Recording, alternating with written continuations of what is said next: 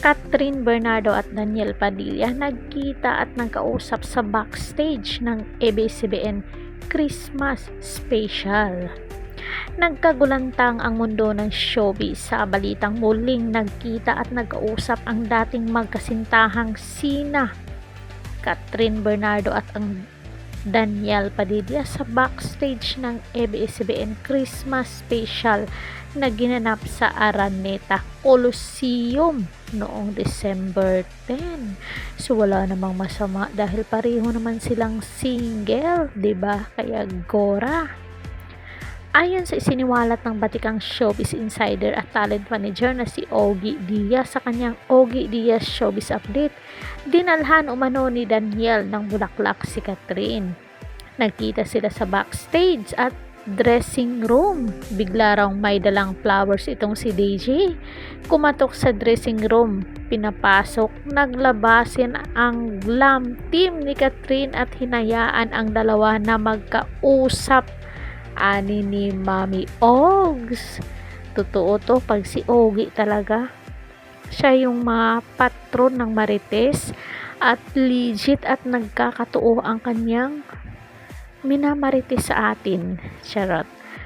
May nagtimbre din daw kay Daniel na puntahan si Catherine. Wala pa ang ina nitong si Mami Min. Sa kabila ng kanilang hiwalayan, mukhang maayos pa rin ang samahan ng dalawa.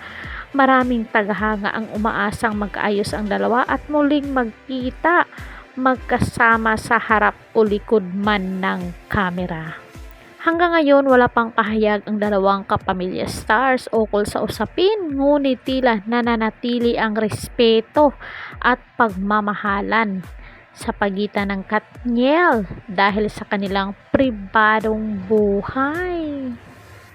So, ito ay posibleng totoo. O diba? Sabi na ginamit nila si Andrea para mag-boom ang HLG, yung Hello Love Goodbye. Kaya tahimik lang si DJ at Andrea kasi pinatahimik ng management para di masira ang plano nila. Fake po yan. Nagkita ang dalawa. Totoo yan kasi source ni Ogie Diaz ang nagsabi.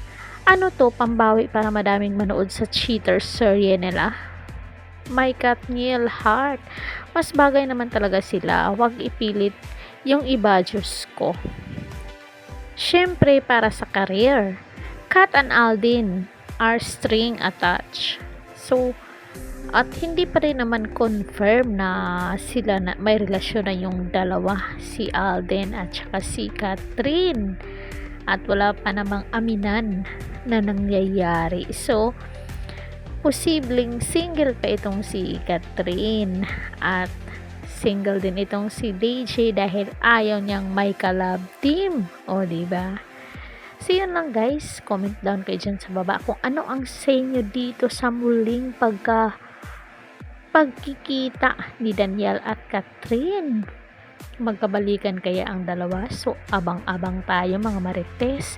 Samahan nyo akong mag-abang dito sa dalawang pinakasikat na love team sa showbiz industry. So, yan lang guys. Comment down kayo dyan. Please hit the notification bell kung bago pa lang kayo dito. Like, share, and subscribe. Caridad Official TV. Hanggang sa muli and thank you so much.